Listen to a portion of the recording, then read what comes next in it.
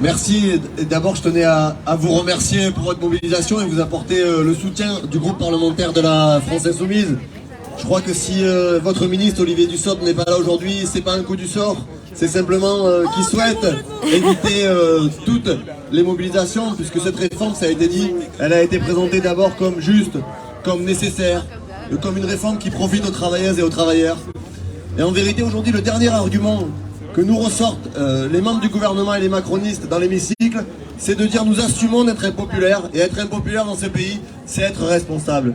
Cette réforme, elle est tout sauf responsable. C'est une réforme qui porte toutes les stigmates d'une politique de classe, qui s'apprête à sacrifier les salariés 2 ans de plus, alors qu'il n'y a pas de déficit, alors qu'il n'y a pas de maîtrise incontrôlée des dépenses, ça a été dit par le président du corps. Il y a un problème de recettes dans ce pays, et il y a un problème d'aller chercher l'argent dans la poche de celles et ceux qui ne cessent de s'accumuler des richesses au détriment des autres. On a eu hier les chiffres de Total, on a aujourd'hui les chiffres de Vinci. On voit qu'il y a des profiteurs de crise qui se gavent sur le dos des salariés, qui se gavent sur le dos du pays et qui sont jamais mis à contribution. Et dans les débats qu'on a eu hier soir, il y a eu des mots qui ont été extrêmement symboliques de la part des macronistes. On a un député, un camarade de chez nous, qui a pris la parole en disant « Avant j'étais à l'usine et j'en suis fier ». Et un député de la majorité présidentielle a dit qu'il retourne à l'usine. Ces gens détestent le monde du travail, détestent les salariés. Et ils sont aujourd'hui en train de paniquer parce qu'ils voient à l'image de votre mobilisation que la colère sociale dans le pays, elle est massive.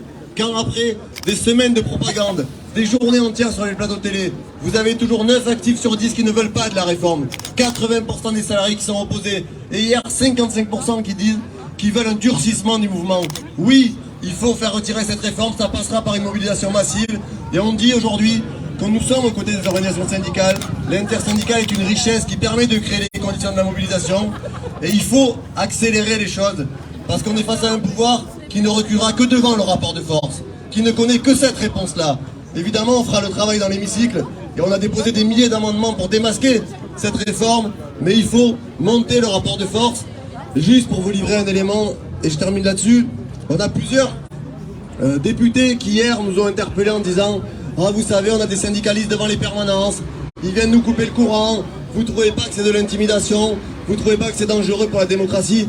Ce qui est dangereux pour la démocratie, c'est d'imposer une réforme dont personne ne veut. C'est d'appuyer sur un bouton, peut-être dans quelques jours, qui va tuer des gens au travail. Donc non, il faut soutenir les organisations syndicales, il faut soutenir leurs actions, et on sera toujours à vos côtés. Et merci pour cette mobilisation.